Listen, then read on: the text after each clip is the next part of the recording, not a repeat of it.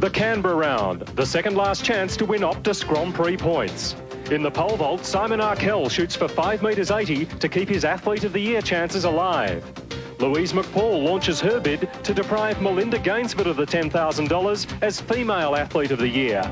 And Rowan Robinson looks to hurdle his way into the record books by lowering an Australian mark which has stood for 21 years.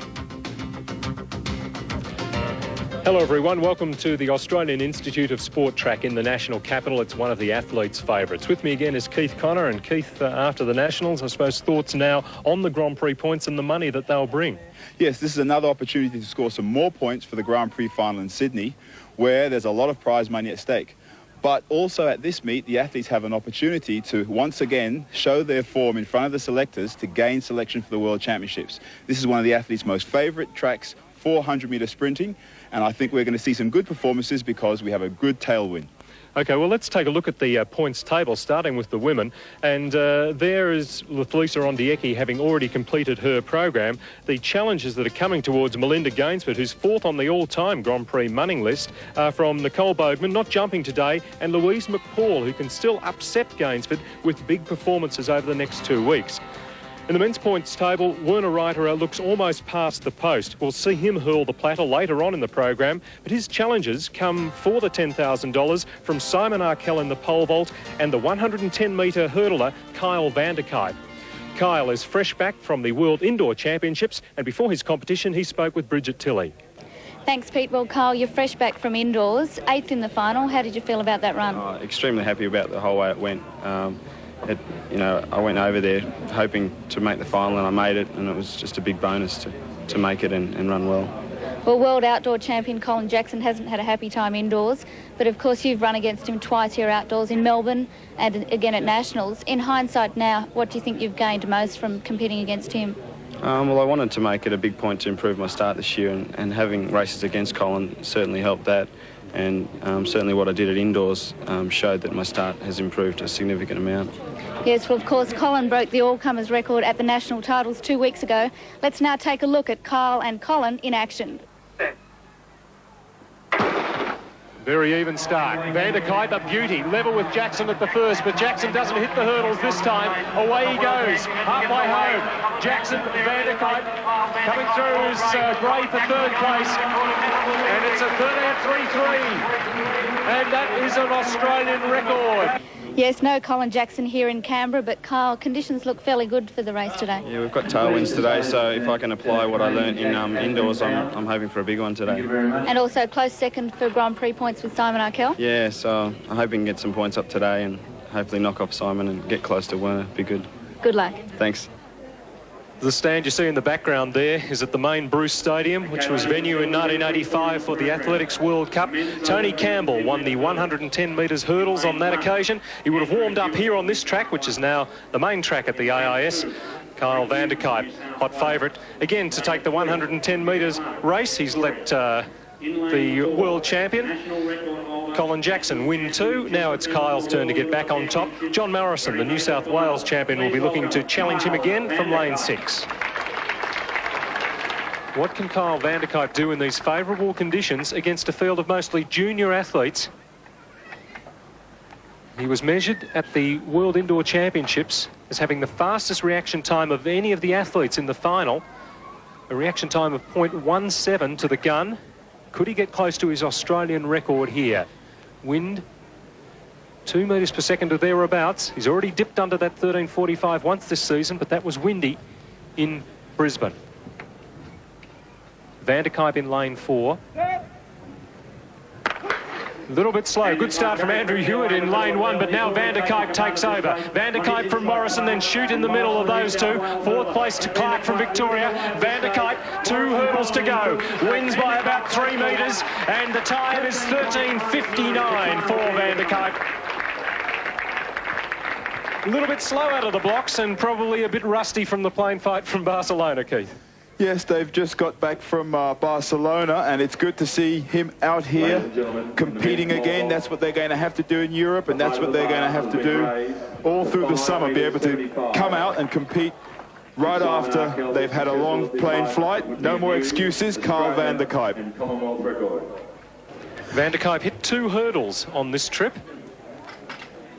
That's the second of them. He powers his way through. He says he's got to learn to use that power. That's right. He's got all the tools. He's just got to refine his skill, and that's going to take some time. And he's going to be one of the best hurdlers in the world by the year 2000, if not before. And if he keeps on progressing the way he is now and learning each year from experience, we can only see great things from Kyle Vander-Kuyp in the future. That time of 13.58 only worth 1 bonus point for Kyle Vander-Kuyp on the world ranking list, so he can now forget any thoughts he might have had of overtaking Werner Reiterer for the Athlete of the Year. Kyle, 13.59, not too bad, but you probably would have liked to have done a bit better. I was hoping to use the wind and run a bit quicker tonight, but it was about 3.8, so it makes it difficult to run with that sort of wind. It pushes you onto the hurdles, so unfortunately didn't get the time, no. You talked about the World Indoors, how good your start was there. How was it here today? I think I got out well. At indoors, I got out sort of too fast, so I'm trying to find that balance between getting out too slow and getting out too fast. Today was pretty good. I was out there. Just the wind again, it was hard to hurdle with that wind. Good luck for the Grand Prix final on Tuesday. Thanks, Bridget. Grand Prix points at stake in the women's 800 metres, and Sandra Dawson looking to follow on from her national championship a fortnight ago, hoping, if she can, to get near a personal best of 2:02.23. Melania Collins, who's won twice this Grand Prix season, lane 6, and in between them, Alison Chu, the Victorian champion. So 2 laps of this track, and Sandra Dawson in the maroon in the middle of the track should be on a high after her fine front-running performance in winning at the National Championships, slotting in 3rd place at the moment. Kylie Watkins from New South Wales is making the early running. Saleena Roberts in 2nd. And Dawson now moving up on the right shoulder of her teammate. Now she's going through on the inside down the back straight. Yes, they've got some good conditions today, as we saw earlier in the men's 800. Some good performances can be made on this track. And we know that we've got 2 very competitive runners here who have to prove themselves again today. Now Melania Collins has taken up the cudgel. She goes in front of Dawson, chasing off after Kylie Watkins. So it's Melania Collins wearing number 6, Dawson number 4, then back to Saleena Roberts, then Alison Chu. Dawson moving up onto the inside if she can. She's getting a little bit boxed in here behind Kylie Watkins. Well, she's probably actually using Kylie Watkins as a breaker for the back straight. Melanie Collins has got to go out and run her own race and go and lead from the front, because she's the person chasing a time here. She's trying to get a World Championship qualifying time. Sandra Dawson has it all in her strides, and there they go in the back straight, and off goes Melanie. Chu now into 3rd place with Watkins pulling out. Dawson through on the inside of Collins. This is where she made it her race at the National Championship. Collins dropping 2 metres back. Collins looking for that 2:01 qualifier for the World Championships. Can she find something here into the home straight? And she's 4 metres adrift of Sandra Dawson. Gritting hard, and she now has the wind at her back to push her home towards that 2:01 World Championship qualifier. Collins for 2nd. And she comes down to an easy win, Sandra Dawson, in a very good time. 2:03.2 is the time, so she's about 2nd outside her personal best.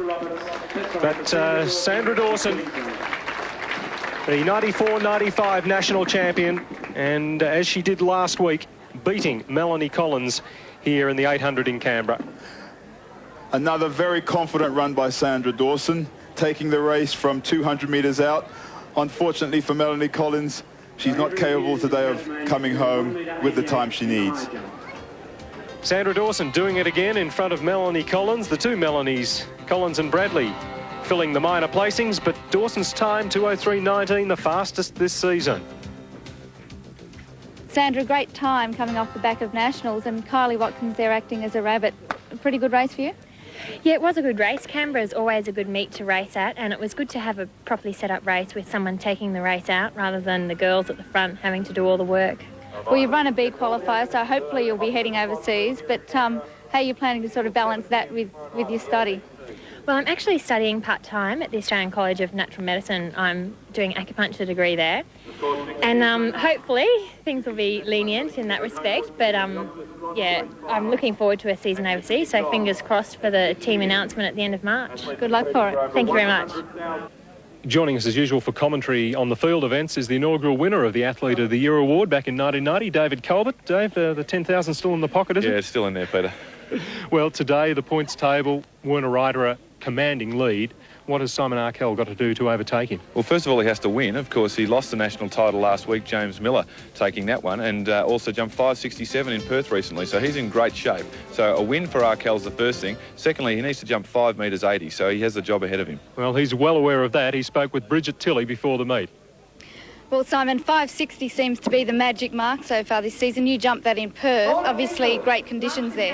Yep, we had a good time in Perth and the conditions were good. However, it was only 3 days after the Adelaide Grand Prix. Now, a chance now for Arkell to put the pressure on Miller. Can he clear at 5.60? That is a good plant. He is really putting the pressure on. He takes the lead with that vault there at 5.60. It's up to Miller now to come back and produce the goods. Of course, since the Perth meet, jumping Jimmy Miller jumped 5.60 as well at Nationals, and you may have been a little bit disappointed at your performance at Nationals 2 weeks ago. Yeah, I don't think anyone really likes to lose when they think they can win, but the conditions were so bad it was a bit of a lottery. But I take my hat off to Jimmy. He did well and took a tailwind when it came. Well, let's have a quick look at that jump now. Miller, this perhaps to win the competition, 5 metres 60. Yes, sir, he's over. And whack. I don't know if that helps when you thump your fist into a bag, but he shows enormous jubilation at that successful attempt. Australian junior and senior champion in 1993, Australian senior champion again in 1995 for jumping Jimmy Miller. Yes, those conditions in Sydney 2 weeks ago were terrible. Slightly better here today. Simon, how do you think you'll go? Well, it's a beautiful day here today, and I think back to the 85 World Cup that was in Canberra, and Bubka jumped 5.85, which is the Australian all-comers record. So you never know, if we get lucky, we could have a good shot at that. Good luck today, and of course Grand Prix points, second place, at least up for grabs. Well, maybe if I jump 6 metres a couple of times, I could beat Werner for that $10,000, but it could be tough. Now, in second position in the competition is Simon Arkell. James Miller has cleared at 5.30. Second attempt for Arkell at 5.40. No problems for Arkell. Usually the first attempt for the pole vaulters have been sitting around for some time, particularly Arkell and Miller coming into the competition so late. They've been sitting around. The first one, just a sighter. Second one, no problems for Arkell. He's into the competition, into the lead, 5.40. Now, James Miller passed at 5.40. This is his first attempt at 5 metres 50. This would put him into the lead if he goes clear. Early plant, good plant, over for Jimmy Miller. Leapt 5 metres 67, a new personal best last weekend back in his hometown of Perth. You can see their beautiful technique. Good push off the top of the pole. Really did have a comfortable margin. So he takes the lead. Miller has laid the gauntlet down to Arkell again. The national champion is over at 5.50. Arkell, first attempt at 5 metres 50. Needs to clear this to go back into the lead.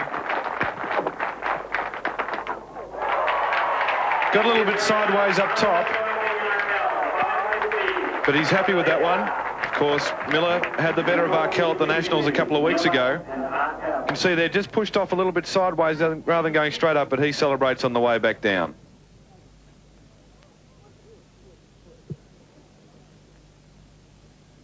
Arkell feels he's on track to something big here today. Now, Miller's passed at 5 metres 60. This is Arkell's first attempt at that height.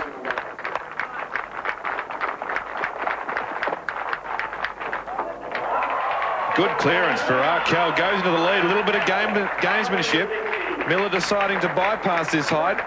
Arkell takes it and moves into the lead. Puts the pressure back on James Miller. Well, both of them. 5.60's been no problem this season. Can they go higher? World Championship qualifier, but they have a number of those. Miller and Arkell certainly representing Australia later in the year. Miller out of the competition. 3 failures at 5 metres 70. Arkell passed at that height. He's gone straight for the Australian record. This is his 3rd attempt at 5.75. Strong running, good takeoff, nearly gets there. And he knows it. That was a tremendous effort. He hadn't looked like clearing it with his first 2. But 5.60, the best Arkell could get today. No 5.85. That was what he had in the back of his mind. That was achieved by Sergei Bubka, just about 200 metres away, back in 1985 at the World Cup. But Arkell settles for the 9 points for victory today, but not enough bonus points for him to threaten Werner Reiterer for the Athlete of the Year award, but he's beaten his arch nemesis, James Miller. Well, Simon, 5.60 equals what you jumped at Perth. How did you feel about today's jump? Well, I'm consistent. I've had 5 5.60s out of 6 competitions now, and 1 5.65. Again, for those who haven't quite caught up. I don't know, it's pretty good. I was really close on my 3rd attempt at a national record, 5.75, and I don't even know how I took the bar off. I'm looking to get a replay of that. Yeah, in some ways that's strange because you do 5.60 and then you almost get 5.75. Yeah, well, the thing is you need 5.60 to get the height, get the qualifier in, and then I feel that I'm worth 5.75 or 5.80 this season, but because I keep putting it at 5.80, my best this season is still 5.65. Well, you might have to trip Werner Reiterer as he goes out to the discus ring next Tuesday to take over from Grand Prix points, but see how you go. Oh, I intend to. He's not going to get that money. I will.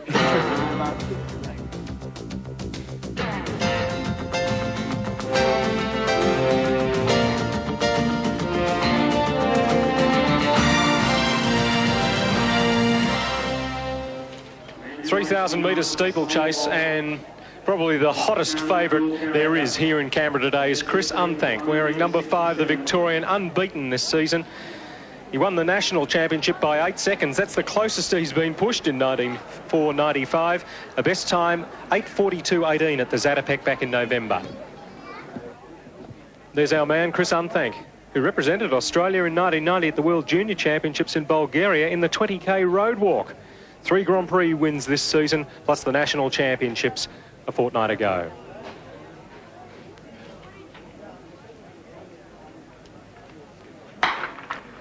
So Unthank in the red, used to making the running this season, and he's slotting in this 7-lap event. In second place at the moment, over the first of 28 hurdles. There's 7 water jumps, a punishing event over 3,000 metres. Bit of wind here today. Conditions quite warm, so a real endurance test, Keith Connor. Yes, they've got a long way to go yet, and it's going to be very difficult for Unthank in the early stages to know whether to go out and go for a time or whether to sit back and let someone else do the running.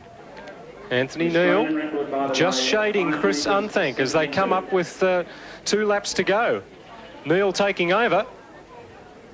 Unthank not looking perturbed at the moment, but he won't want to let Neal get too much further in front of him. 2 laps to go in the 3,000 metres steeplechase, and Neal pulling away a little bit. He's clapping the pace on here. Yes, in these dying stages, for him to let that kind of gap get between them, he must obviously be hurting or have something up his sleeve, but it looks as if that gap is widening. Unthank may be in some trouble out there. Neal's lead out to 10 metres now, and he's looking to make every post a winner over Unthank. This is the first time we've seen this season. Unthank behind and getting further behind. Yes, he looks as if he's treading water a little there, Unthank, but Neal running splendidly in the front. Coming up to the water jump. So 5 metres 60 the ask in the pole vault. Unthank, he looks content for the 7 points for second place at the moment. As away goes Neal over the water jump for the second last time. He wants to get the 9 points for the first time this Grand Prix season. Unthank, provided he is not injured and can compete at the Sydney Grand Prix, will win the Grand Prix in the steeplechase by virtue of his performance earlier this season. But he's not going to beat Anthony Neal here today. This is a real upset in the men's steeplechase. Neal has 1 lap to go, 5 hurdles to clear for him, and he's looking good. Unthank just jogging in second place. Third place, Tim Readwin from Victoria, and he's about 80 metres behind Unthank. And the lead now for Neal is about 40 metres over Unthank. There's third crossing the line now with 1 lap to go. And Neal has about 220 metres to complete. Neal is looking really snappy over those hurdles. It's amazing what a position can do for you when you're up in the front. Every hurdle is of no consequence to you. The technique is fine, and he executes each of these barriers very well. But when you're back in the back of the pack, it seems as if they're about 10 feet tall. Anthony Neal, just over 100 metres to go, third in the National Championships. And a stumble coming out of the water jump almost there from Unthank, the national champion. He's over the last with no problems, Anthony Neal. And this is a good time. He's going to break 9 minutes, as he did in the national championships. But this time he's first, winning his first Grand Prix of the season. Anthony Neal from Victoria, winning by about 70 metres over Chris Unthank. That's the sort of hiding that this man inflicts on the rest of the field. Unthank coming down for second place and 7 Grand Prix points, and the other Victorian coming in for third place, Tim Readwin. But well done to Anthony Neal. Big upset here in Canberra today. Anthony Neal, a personal best by 6 seconds in upsetting Chris Unthank, by far his slowest time this season, well outside 9 minutes. Women's hammer throw, and it's Karen Perkins from New South Wales in the circle, just the second thrower up. Denise Passmore, a 51.86 to start off proceedings. What can the young New South Wales thrower do? Best of 51.98. That what she's looking for today. Competes for ASICS West in Sydney. Made the journey down to Canberra today. Developing event, the hammer throw, and the girls still learning the technique, but fairly solid form shown there by Perkins. And a 51.24 in second place in the competition. Our first look at the Commonwealth record holder, Debbie Sosimenko. Lost that one a little bit, and no, it does stay inside the sector. So that's a legal throw for Sosimenko. She's going to win the Grand Prix points, $1,000 for the hammer throw, but it's not counted towards the overall Grand Prix. No, a developing event, the women's hammer throw, but for the first time they're eligible for individual prize money. 62.74, that's a good opening throw for Sosimenko. To the third round for Debbie Sosimenko. Second round foul, so looking to improve on 62.74. You can see the difference between Sosimenko and Perkins in the earlier round. Much faster across the ring. Another good throw for Sosimenko. Really is leading the way in Australia in women's hammer throwing, and also in the world. Ranked in the top 5 in the world in this event. Improved the Commonwealth record twice this season. Not this time, 61.68. Now, Debra McNaughton from the New South Wales Academy of Sport, currently in third place. This is her third throw. Again, just slightly slower than Sosimenko. Second in the national championships, right on the 55-metre mark. Oh, looked like the red flag came up there. Now she stood on the edge of the ring. No, it looks okay there. She stayed in. You can see she lifted up her foot to ensure that it didn't step on the top, and 55 exactly, right on that 55-metre mark for Debra McNaughton. Now, Debbie Sosimenko, 62.74, still her best, her first throw. The world record has been pushed out this past week. Can she increase her Commonwealth record? That was a better throw from Sosimenko. 66.22 is what we're looking for. She set that at the Nationals 2 weeks ago. That looked like a good throw from Sosimenko. Huh? That heel-toe movement blocks well with that front leg. Favours the left-hand side of the sector, but it remains inside. Let's wait for the distance. 63.10, so just 12 centimetres off the Commonwealth record that she set at the Nationals a fortnight ago. Debbie Sosimenko, the second best throw ever by Australian. Well, she owns all the best throws, and she's a winner by 8 metres today over Debra McNaughton. Well, Debbie, 63.10, just under your Commonwealth record that you set at Nationals 2 weeks ago. What were the conditions like today? They were good. I mean, it was nice and warm and everything, so almost perfect throwing conditions, I'd say, for a hammer throw anyway. Well, the world record was set not long ago, 66.84 or thereabouts.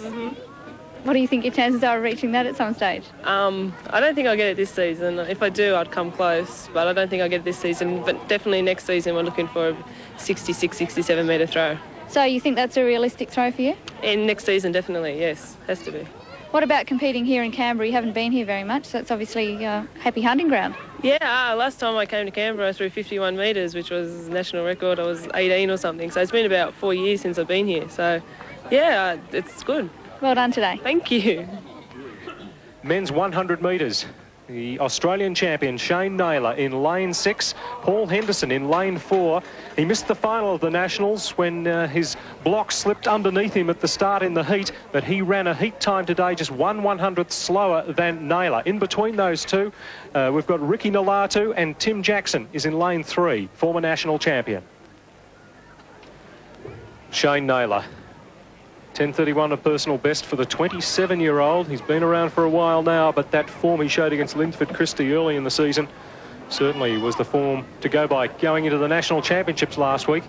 There's a few with something to prove today. Paul Henderson, number 1 in that regard. Thought about firing in a protest to get into the final of the 100 at the Australian Championships. Ricky Nalatu gone off the boil a little bit since at 10.33 he ran in Brisbane, but that's still fastest of the year. Canberra Grand Prix men's 100 metres final. Henderson explodes away. Nalatu left behind. Now Naylor gets motivated. But it's Henderson who's in front with 50 metres to go. Jackson coming through with him. Now Naylor hits the front. He wins by about 3/4 of a metre. Naylor from Henderson, and it's a 10.21, a personal best for Shane Naylor. Best this season by a mile in Australia. A legal wind of 2 metres per second. Shane Naylor, well, he had some competition that time, Keith, and it brought out the best in the Bulldog. They get out together. Henderson had a fantastic start on the inside. Jackson made a move at 60 metres, but the man in control, Shane Naylor, keeps his cool, keeps his form, and just edges away from them stride by stride. Henderson dips way out. Jackson goes for the dip. It's going to be a tough one for second place. Shane Naylor's winning time just 2/100ths of a second outside Damien Marsh's Australian record. Second on the all-time list is the Victorian. He's 27 years of age. We're just starting to see his potential. Paul Henderson and Tim Jackson, their times also under the World Championship qualifying mark. Well, Shane, the second fastest ever time by an Australian, a PB as well, of course. Did you have a thought of having a crack at the record there? Oh, not really until I saw wind conditions. I knew I wasn't in quite the same shape I was in 2 weeks ago, but I knew I'd be in reasonable shape, so I guess it was always a chance. And was Georgia cheering you on there? Yeah, she usually sort of yells out, "Come on, Daddy," or whatever. I don't know if she really understands exactly what's going on. You're a bit slow probably out the first 20 metres or so, but you picked up a little bit there. Yeah, I just wasn't quite as sharp as I was at the Nationals. We went back into a bit of heavy training. I was just a little bit tired, so I was pretty happy to run as fast as I did, really, considering I was just a little bit down. Well, good luck for Tuesday and for the overseas trips. Thanks very much.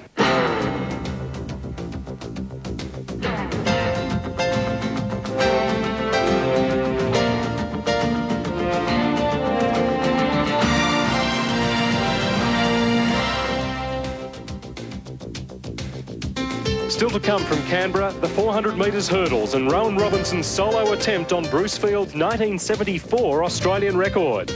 The next big thing in Kenyan running, Daniel Komen puts his unbeaten record this summer on the line as he comes down in distance to the 1500 for the first time ever. While discus giant Werner Reiterer looks to get out a 62-metre plus throw to claim the $10,000 first prize as Male Athlete of the Year. The women's javelin now, and Dave, Louise McPaul in 4th place on the women's points table at the moment. Does that still give us some sort of chance of winning their $10,000? Absolutely. The women's javelin throwers have only had three Grand Prix point scorers so far, so today will be her 4th. She'll get 9 points for that. If she throws over 62.42, that's the key distance, then she's some chance of defeating Melinda Gainsford for the overall prize. And if she could pull out another 65.80 as she did in Hobart, then she's really putting the pressure on Melinda. Absolutely. She'll put immense pressure on Melinda. Melinda then would have to run very fast in Sydney on Tuesday night to take home the 10,000. Here she is. Lives and trains in Tamworth in New South Wales, but throwing for her AIS team today, Louise McPaul. Good conditions for the javelin. The javelin throwers certainly like to throw into the headwind, particularly in the women's javelin. That line there, 57 metres. Opening throw for McPaul, well out over that one. Been in great form this season, of course. We remember in Hobart, 65.80. She really does need a throw like that today to take on Melinda Gainsford in the overall Grand Prix point score. And right on 59 metres with her first throw. Now currently second, as we go to the second round, Joanna Stone from the Queensland Academy of Sport. Joanna actually hasn't thrown since Brisbane. She suffered an injury and missed the rest of the season, including the Nationals last week, but happy to have her back. Commonwealth Games finalist. Boundy runner, very good release, good technique. And that distance, an improvement of 3.86 metres on a first round throw for Joanna Stone. To the third round now. Louise McPaul fouled with her second throw. She needs a big one here to try and pressure Gainsford. So I think she hit that one a little bit better. That was a good throw, well over 60 metres. Is it more than 62.44? That would get her 4 bonus points. She looks like she's got that $3,000 wrapped up for the bonus points pool this season. That's a bit of extra cash. I think she'll win the overall bonus prize pool, but of course she's looking for that $10,000 for the Female Athlete of the Year. Oh, so close. 62.28. Now, Kate Farrow. She's throwing in the third round, a best so far of 51.58. She'd be disappointed with that one, but that one was better for Kate. Commonwealth Games bronze medalist from 1990, finalist in 94. Not happening for her today by her motions. No, she gets stroppy with herself when she doesn't throw well, but that one was better, but she's got a personal best of over 60 metres, so anything less than that will be disappointing. 55.76 for Farrow in round 4. 10 centimetres behind second-placed Joanna Stone. Louise McPaul couldn't improve on that 62.28, so that gives her a bit of work to do next week if she's to overtake Melinda Gainsford for the Athlete of the Year award. She must throw better than 64.62, but a comfortable 9 points today, plus 3 bonus points for that 62.28. Congratulations, another win for Louise McPaul. The conditions today, how did you think they were? Quite good, actually. There's a headwind, which is good for the women's javelin. So conditions were good. I'm pretty happy with that. Well, 61.28, just under that magic mark of 62.44, I think it is, which is going to put you in the running with Melinda. A tough task from here on in. Yeah, I was about 20 centimetres off it tonight, so it would have been a lot easier for me if I had thrown that distance tonight, but just means I have to throw 64. So if I'll hang out till Tuesday night, and if it happens, I'll be really happy. If not, that'll do. Is that uppermost in your mind, the Grand Prix $10,000? Yeah, actually. I didn't know I was in the running until I spoke to Mike Hurst on Thursday, and he filled me in and told me what I had to do. So, yeah, it has been, yeah. The Grand Prix event here in Canberra, the men's 400 metres, and no Michael Joubert. Obviously hasn't been able to back up after the World Indoors. Mark Garner in lane 5, second at the National Championships, behind the national champion Paul Green, who's in lane 3. In beautiful afternoon light in Canberra, they blast away in the men's 400 metres. Garner goes out a shot. There goes Green, the national champion. Ladbroke from Victoria. Third from the left of the picture. 1 in Adelaide. No one has taken the 9 Grand Prix points in this race apart from him, with no Joubert. So it's Ladbroke now being gathered in by Mark Garner. Green now gathering in Hannah in the middle of the track. So it's going to be Green, Garner, Ladbroke coming into the straight. On the outside, Andrew Wilcox. Now there's Garner getting up on the shoulder of Ladbroke. Stack from the WAIS of Western Australia in the black. Garner, now Green taking over from him. Ladbroke is finding something. This is what he did in Adelaide. Mark Ladbroke's going to get the 9 points again. Ladbroke from Victoria, Garner second, then to Green third. Lynch from Victoria coming through for fourth, but Mark Ladbroke, he's got 9 points again. Without Joubert, he's the man to beat in the Grand Prix 400s. That was a very well-timed run by Mark Ladbroke. He paced himself around this course very well to come home here finishing very strongly. Paul Green not too good on the inside, and Mark Garner finishing second ahead of him today. Second place, Jon Morrison. As we see in this finish here, he looks the fitter of the athletes in terms of his control and balance. When it comes down to the last 50 metres, it's the athlete that has himself under control and runs in his lane. And in this race, Mark Ladbroke is the man in control and wins in a time of 46.33. Mark Ladbroke's 46.32. Only Michael Joubert, who missed today because of a chest infection, has run faster this season. Mark, well done. You must have been fairly pleased with that win. Yes, I was very pleased with it. It was a good race, but amongst the four of us. And I was just happy to sort of redeem myself after my, I guess I could say, average performance at the Nationals. And yeah, I was really pleased with it. The 400 in Australia is pretty close. It's an interesting race every time we come to one of these Grand Prix. Yes, it's yeah, like I said earlier, the four of us, we've all been running fairly consistently fast all season, and we've been sort of mixing up the winning places. And yeah, I mean, the times are all close, and we're all very competitive amongst ourselves, so it's been really good. No Simon Hollingsworth, no Matt Woodhouse in the men's 400 metres hurdles. Rowan Robinson, if he is to get this Australian record, is going to have to do it on his own. One would think. He's running from lane 4. Looking just a little bit toey before the start. Rowan Robinson, who equalled his personal best, 49.35 in winning the Australian Championship last week. It's just 3 100ths outside that 1974 Australian record that was set at Christchurch by Bruce Field in the Commonwealth Games when he finished second. And Bruce Field now manufactures the numbered bibs that the runners use, and he said he'd be very happy if Robinson could break the Australian record wearing one of his numbers. It's number 4. And away goes Robinson on this bid, and he hares out of the blocks. Running the first very quickly, and he's taking over from Chris Carroll from Queensland. Ahead of him, Duncan Pugh in the black and Anthony Benn from New South Wales. Here goes Robinson. He's going to reel in Pugh now, powering down the back straight. Rowan Robinson looking very smooth and controlled. He's in front at 200, coming off this bend. What can Robinson do? 150 metres to go. Rowan Robinson. 150 away from the finish. Robinson gets around the bend very nicely. He's got 3 hurdles to clear. Robinson coming down to an Australian record, maybe tying up just a little bit. Second place, Carroll of Queensland. Robinson, he's gone out very quick as he got enough to get over in time. 49.32 is the time. 49.69, not today. He really went for it from the gun, and you could see over the second last hurdle that he was struggling. Well, that was an absolutely sensational run by Rowan Robinson. To run that race on his own, makes a simple mistake at the end there, which takes a lot of time off, but nonetheless, that was a great run for the individual there. It's a fitter, sleeker Rowan Robinson in season 1994-95. He's lost 3 kilograms.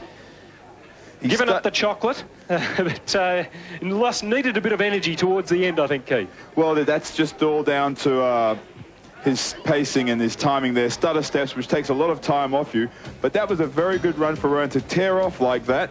It was exceptional. Running on his own, Rowan Robinson couldn't get under 49.40 today, but the 49.68, the second fastest this season. Around 49.68, a pretty good time, but did you feel like you'd get that Australian record coming into the meet? A couple of weeks ago, I thought it would be, just a natural follow-on from the Nationals. But in the 2 weeks that have passed since Nationals, I think it's really sunk in that maybe subconsciously the season's over. Is it a mental barrier? Well, there's nothing physical there. You know, I'm in the same shape, if not better, than I was then.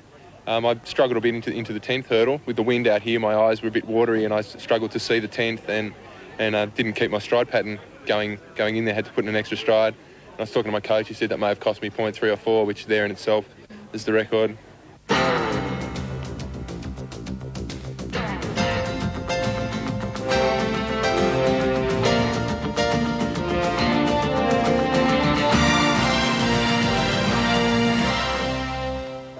To the men's discus now, and the giant platter throwing postie from Melbourne, Werner Reiterer, a big points lead in the Grand Prix of the Year award. He can wrap it up here today, Dave. Absolutely, a win for Werner will just about sew it up, depending on what Simon Arkell does in the pole vault. But if he throws anywhere near like he did in Perth, then I think the big left-hander should have the money.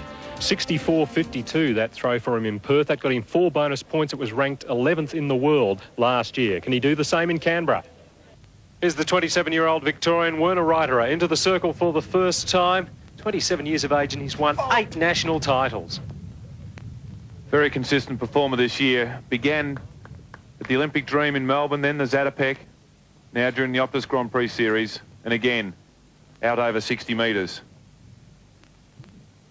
I think he's just thinking there how he's going to spend his $10,000. Yes, now that the pole vault's out of the way and that Simon Arkell couldn't get over 560 or better that, the rider is going to enjoy himself, I think, today.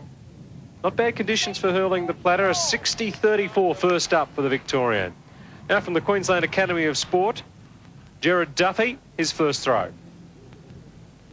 A newcomer to national discus throwing ranks this season, coached by Big John Zanfarash at the Queensland Academy of Sport.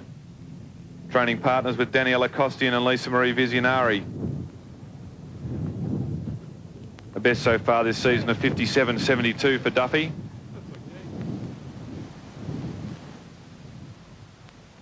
I think we heard him say that's okay. Maybe 50.98 better than he thought he was going to get from that throw. No, he's a big man. He's still learning the techniques and he's got a lot to learn. Now, Les Kurakowski, his 4th round throw, a decathlete. He's currently in 3rd place. Oh, is that in the sector? He's just got it inside the cage and inside the sector. Les, of course, national decathlon champion 2 weeks ago in Sydney. You can see a lot smaller, not quite as muscly as Werner or Gerard, or Gavin, I should say, and 45.42, that's a good throw for a decathlete. Now, Werner Reiterer, his 4th round throw, hasn't improved on that 60.34, which he started off with. Oh, that was a powerful hurl. He gives it a bit of grunt here. Gives it a bit more grunt, and that was well over 60. Of course, it's important for Werner this time of the year to concentrate on his European season. He's not too far away from being a medalist at Olympic and World Championship level. If he can get to 63 or 64 consistently, and 61.96 in round 4. Final throw for Les Kurakowski. At 45.42, his best so far in the 4th round. Again, favours the right side. In decathlon competition, that's a very, very good throw. A big point scorer. He's taken the opportunity today to compete in a few events. Good technique for it, obviously he has to work on 10 other events. 44.62 is a good throw for Les Kurakowski. Now, Gerard Duffy, 2nd place in the competition. He's just thrown a 52.04 in the 5th round, his best effort so far. And he's starting to get in the groove. But I don't think quite as far there.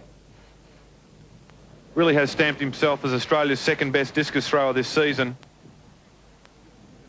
He's got that classical discus thrower physique, hasn't he? He's got all the makings of a good discus thrower, and that's why John Zanfarash likes the look of him. 50.24 in round 6. A good day's work for Gerard Duffy. Now, Werner Reiterer hasn't cracked the 62 metres today. His last chance. Probably already thinking about what Debbie and young daughter Monique can do with that $10,000. And right up to the 62 metre, or the 60 metre semicircle. But not too happy. He's a perfectionist. I guess like all our top athletes, they like to perform at their best all the time. But his third round throw, 61.96, will be enough to get him a few more bonus points and put him well clear of his rivals in the overall Grand Prix. Yes, 2 bonus points for that 61.96 today for Werner Ryder from Victoria, and he's going to be crowned the Athlete of the Year next week in Sydney. Werner, 61.96. How did you feel about that winning throw today? Yeah, it was good. It's been like a consistent year. I wasn't looking for anything any further today because, you know, timing's a bit off and it's been a fairly long season as well. What about the conditions? Yeah, they were good actually. So I should have thrown further, but just the way it is at the moment. Now, you've pretty much got the Grand Prix wrapped up, $10,000. That'll buy a few nappies for your new baby Monique. Yeah, it will. She's going through them fairly quickly at the moment, so yeah, they'll come in handy. On the runway, good luck for Tuesday for the final. Great, thanks very much. The national championship. 400 metres hurdles for women and Grand Prix points at stake here. Lauren Poetska is the national champion for the last 2 years, though she lowered her colours across the line to the Englishwoman Jackie Parker a fortnight ago in Sydney. You'd think she'd win this. She's got Rebecca Campbell, who missed the Nationals, though, in lane 6, and in between Kylie Robertson, who was a finalist at the Nationals. Lauren Poetska, personal best time for the young Western Australian of 56.06, which qualified her for the World Championships, 4th on the Australian all-time list, but she's been 2 seconds adrift of that this season. The Western Australian. Over the first of 10 hurdles, going through is Price, Katrina Larritt, Victoria, who was 3rd in the Nationals, running on the inside, but Poetska stretching off after Kylie Robertson and Rebecca Campbell. Poetska now moving up on her fellow WAIS runner in Rebecca Campbell. I think most of the athletes have sensed the conditions are good today and they're really putting in some fine efforts. And again, here we see Poetska going at it, going for that time, using the conditions today. She's coming here off the 8th hurdle in pretty good condition. Kylie Robertson hurling up into 3rd place now, battling with fellow New South Wales runner Josephine Fowley. Oh, the Victorian coming through now is Katrina Larritt. Great move, and oh, Poetska's nearly fallen. She's gone. Has she injured herself? It's going to be Larritt who wins from Campbell. And there's Poetska crossing the line in a great deal of distress, but Katrina Larritt saw her opportunity. And Poetska really having a battle here. Well, she gave it her all over the first 7 or so hurdles, and it really took a lot out of her, and stumbled and made a mistake on the last one there, and Katrina Larritt comes in and takes a victory. Time of 59.94 for the Victorian Larritt. Something must have happened to Poetska here. There's no way that she just made that sort of mistake. She looks as if she's tightened up or something, or she may have had a slight injury. And Katrina Larritt stays within her strides and takes this race in a time of 59.94. There's been no report of injury for Lauren Poetska, so Katrina Larritt does it on her merits. 2 times this season she's been second Poetska. Victorious in Canberra was the Victorian. Men's 1,500 metres, and what an interesting race this should be, with Michael Power, the young Victorian, 5th in the World Junior Championships in Lisbon, been training with the Kenyans. Daniel Komen will wear number 8. He's already won the fastest 5,000 metres in Australia this year. Can he beat the meet record in the 1,500 metres? Darren Lynch, the Victorian from Geelong, the Australian champion, will wear number 10. Dean Paulin, who was second to him in Sydney a fortnight ago, number 12. And the other Kenyans, Eliajah Maru, 16, and Hosea Kogo in 17. We're looking at a very fast race here. Can Pat Scammell, number 4, go with them? He was run out in the heats in the National Championships and missed the final for the first time in his career. Number 8, Komen. How will he run this race? Will he go quick? And the other Kenyans. Maru is a 1,500 specialist. Kogo, like Komen, has come down to the 3.5 laps. And there goes Power and Scammell on the inside, trying to squeeze through there. Kogo. And with Komen, away they go. Again, we're seeing from the Kenyans some great front running. Look at them striding out there in front, just taking it on. The best thing for some of the Australian athletes to do would be to just hang on to the pace and go for the ride. If you want a fast time, follow the boys in front. So it's Eliajah Maru who leads Komen and Kogo. the Kenyans. 1, 2, 3, then Scammell. 3 laps to go in the 1,500 metres. The Kenyans dictating the early pace. Again, we're seeing the Kenyans working as a team, that they're here and they're helping each other. The Australian athletes have got to realise if they're going to improve distance running in Australia, they've got to help each other with their pacemaking. These guys are only able to do this because they're allowing themselves the help of each other in terms of running individual laps. You'll see them changing even in such a short race as the 1,500, letting one guy take it out and hurt himself, and the other one knows he's going to come through and win the race. Komen in second place at the moment, the World Junior 5 and 10,000 metre champion, and already they've got a lead of about 25 metres over Pat Scammell, the leading Australian. Now Maru looks to Komen to try and take over perhaps now with 2 laps to go, and he does. Daniel Komen, touted as the next best thing in big thing in Kenyan athletics, of course. Greatly saddened this week, the Kenyans trading out here in Australia with the death of 33-year-old Kip Koech, the 10,000 metre champion who died of cerebral malaria and TB during the week. So perhaps they're going to dedicate a win here today to their fallen compatriot, but away goes Komen. Scammell is running a lone race in 4th place, trying to tack onto the Kenyans. It's Komen racing away now from Maru, Kogo, Scammell. I don't think John Henwood, who won the Landy Mile, is going to figure in the finish this time because the Kenyans are way out in front. The New Zealander back in the pack. Komen is doing it on his own. 500 metres to go in the 1,500. Well, he's out on his own now, but the early front running was done by his compatriot. Now it's up to him to put the hard work in and slog away at the front. He's had an easy couple laps, and just look at him go through the last lap there. If he gets around the last lap in under 60 seconds, he'll break Pat Carroll's meet record of 3:39.03, set here in 1991. He looks very relaxed, and I'm sure he's got it in him. We'll see what happens as he hits the 200-metre mark. Well, he's got a lead of 50 metres over Kogo, his compatriot, who's taken over from Maru now. This is what we've seen all season from Komen, unbeaten in Australia over 3,000 and 5,000 metres. He's going to add a 1,500 to his very impressive performances out here.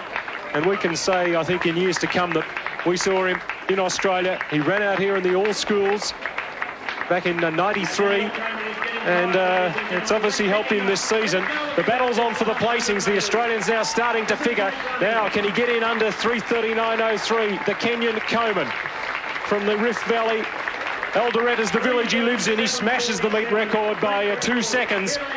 Here's the battle on. Maru trying to hold off Paulin, but he can't. Paulin gets 3rd place. Power 3rd, Paulin 2nd. So the Victorian 2nd and 3rd behind Daniel Komen. The meet record for the Kenyan, unbeaten in Australia. And he goes over and shakes hands with Sonia O'Sullivan. They are under the management of Kim McDonald. And O'Sullivan is coaching this week up here in Canberra and not running. She's coached Komen to victory. Here's the race for 2nd. Power is being overpowered here by Dean Paulin, and just tying up Eliajah Maru on the finish there. So 2nd in the Nationals, now 2nd here in Canberra, Dean Paulin, and Power coming through in 3rd place. But there he is, Daniel Komen. We've seen that toothy smile all summer in Australia. The 5 Kenyans. I was on a bus in Melbourne the other day, Keith, and they were racing one another between the lights up the Punt Road Hill in South Yarra where they're staying. Life is a ball for them, and well, you've got to they use every opportunity to train. That's right. You've got to enjoy your athletics. If you don't enjoy it, it becomes hard work, and when it becomes hard work, you get out of the kitchen. Running the first 1,500 metres that he can remember, Daniel Komen keeps his unbeaten record intact in Australia, just reels off a 3:37 like he is falling off a log. In other events today, national champion Andrew Murphy won the triple jump. He's undefeated this year. This was his 3rd round effort that gave him victory today and another 9 points towards that $1,000 for winning the triple jump Grand Prix. And that his best effort today, 16 metres 27. In the men's 800 metres, Sammy Langat made it 4 800s in a row. He was looking to better Peter Burke's 1:44.78. And that was the best time ever run in Australia back in 1982 at the Commonwealth Games in Brisbane. He came down to the line perilously close, but just outside, a second outside the record, 1:45.66 for the Kenyan. Keith Connor, some upsets today, some fast times. Some of those athletes that didn't come to Canberra might wish they had have with the Grand Prix final coming up on Tuesday in Sydney. Well, once again, Canberra has proved itself to be Australia's fastest track. We had 9 meet records today, and we've got the confidence of some of the athletes on a real high from some great runs, especially Shane Naylor. He's in great form, and we should see some good times from him in Sydney. Well, as far as the overall Grand Prix Athlete of the Year award is concerned, Werner Ryder has wrapped it up here today. The only thing that would stop him was if fitness prevented him from competing in Sydney, and of course we wouldn't wish that upon him. As far as the women's event is concerned, it is still open. Melinda Gainsford could be beaten if Louise McPaul could get out a throw over 64.5 metres to get her maximum bonus points. So that one's still a little bit up in the air. Melinda Gainsford, of course, back in action for the first time since the World Indoors, Keith, and, well, she must really be on a high. Well, what can you say? Australia's first track medal on the world circuit for some time. Melinda's in great form. I think it's going to be a great race for her come Sydney. She's in front of her home crowd, and I hope the people come out and support the first Australian track and field champion for a while. Yes, those moments from Barcelona, something that will live in her memory, but of course she wants to do better in the future. She wants to, of course, win that $10,000 for Athlete of the Year award this domestic season. She's got to readjust her thoughts to that, even though she's thinking, as she told Bridget Tilley, towards Europe later on in the year. Hopefully I can get psyched up for then because, as I said, it has been a big week, etc. So, I mean, I'll be looking forward to it. It'll be another clash with Kathy, etc., and it'll be the last one. And I'm quite looking forward to that so I can get back into hard training again because my sights have been on Europe all year, and I think I'm getting more edgy to do that hard training so I can perform well over there. Gainsford versus Freeman for the final time this domestic competition at the Optus Grand Prix final in Sydney to be run this coming Tuesday night. You'll see it on ABC Sport 6 o'clock next Sunday afternoon. So much to look forward to when the male and female Athlete of the Year will be crowned. On behalf of Keith Connor, Bridget Tilley, Dave Colbert and all the ABC Track and Field crew, until the Grand Prix final next Sunday, goodbye from Canberra.